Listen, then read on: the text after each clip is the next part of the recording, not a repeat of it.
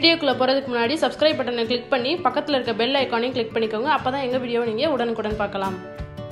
Welcome to Tamil சமையல். இன்றைக்கி நம்ம ஸ்வீட் லஸ்ஸி எப்படி போடுறதுன்னு பார்க்க போகிறோம். அதுக்கு நான் 100 கிராம் தயிர் எடுத்திருக்கேன். நல்ல கெட்டியான தயிர் எடுத்திருக்கேன். இப்போ நான் ஒரு மிக்ஸி ஜாரில் ஆட் பண்ணிக்கிறேன்.